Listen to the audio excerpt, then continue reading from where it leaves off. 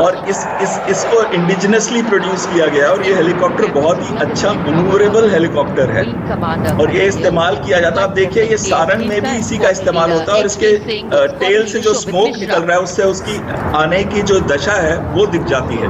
और जब सारंग ये ब्रह्मास्त्र फॉर्मेशन आ गया, डॉक्टर बहल एक सेकंड रुकेगा। ब्रह्मास्त्र फॉर्मेशन क्या खूबसूरत है। अभी देखिए ऊपर की तरफ इन्होंने पुल अप कर दिया है 90 डिग्रीज और ये देखिए इन्होंने स्प्लिट कर दिया है वर्टिकल चार्ली। राजपथ के आकाश में इस समय ये देखिए ये 900 किलोमीटर की रफ्तार बता रहे। विजय फॉर्मेशन चल ही रहा है लेकिन उस बीच ये जो फॉर्मेशन था ये 3 Su-30 MKIs का था जिसने त्रिनेत्र फॉर्मेशन किया है।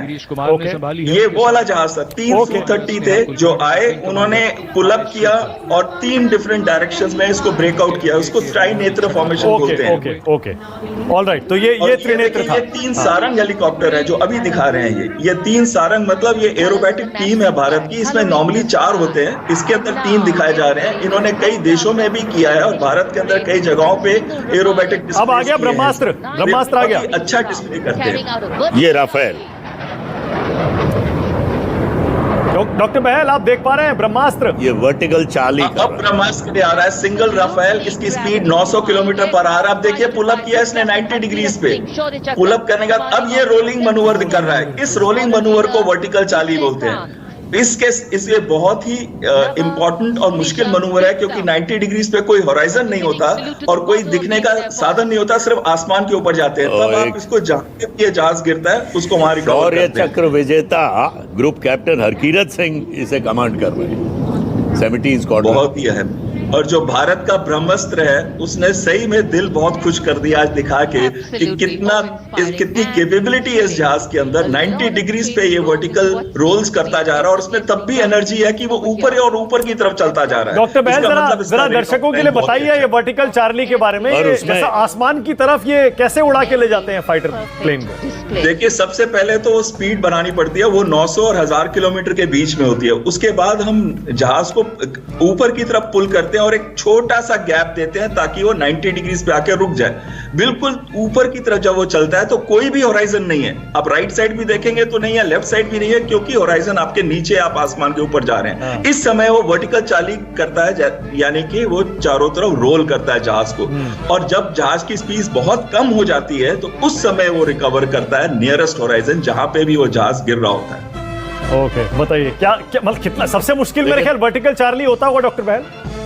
देखिए स्पीड एकदम 0 के करीब पहुंच रही होती है और उस समय पे जब आप इसको पुल अप करते हैं तो आप 4 या 5 G से पुल अप करते हैं। 5 G का मतलब है कि आपका बॉडी वेट 5 टाइम हो चुका होता है उस समय। और जब आप वर्टिकल स्पीड पे आते हैं तो आपकी स्पीड बहुत कम होती जा रही होती है और जो एंगल ऑफ अटैक जिसे हम कहते हैं, जिससे जहाज कंट्रोल किया जाता है, वो बढ़ता जाता है। पायलट के शरीर पे बड़े जबरदस्त फोर्सेज आते हैं उस समय। अच्छा डॉक्टर बहल क्या रफाल के अलावा और फाइटर प्लेन से भी हम लोग वर्टिकल चार्ली करते आए हैं क्या?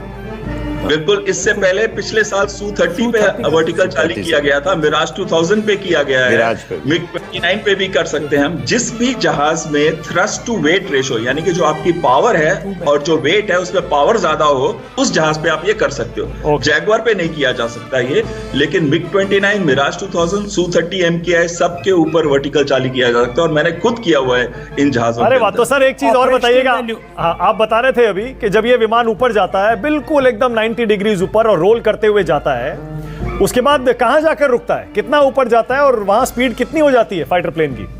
देखिए कम से कम 1 या 1.5 किलोमीटर की हाइट ये गेन कर लेता है। उस समय पे आप जब उसको रिकवर करना चाहते हैं तो आप जहाज को करने दीजिए, वो अपने आप रिकवर कर जाता है। उसकी स्टेबिलिटी ऐसी होती है कि वो नियरेस्ट होराइजन पे रिकवर करता है। अगर आप उसको कंट्रोल करने की कोशिश करेंगे तो वहां प्रॉब्लम है। विदाउट कंट्रोल करने की कोशिश करेंगे तो बहुत अच्छा रिकवर। बॉडीगार्ड अब आ जाए, मैं एक ही बात कहना चाहता था, एयरफोर्स ऑफिसर्स ने पूरा इसका बड़ा आपने बहुत सुंदर विवरण दिया साहब। आज तो तबीयत खुश हो गई। लेकिन एयरफोर्स के इन जहाज़ों ने और इन उड़ाकों ने उनका जो आदर्श वाक्य है एयरफोर्स का, वो मैं आपको पढ़ के जरूर बताऊंगा। नभः स्पृशम दीप्तम, यानी आकाश की ऊंचाइयों को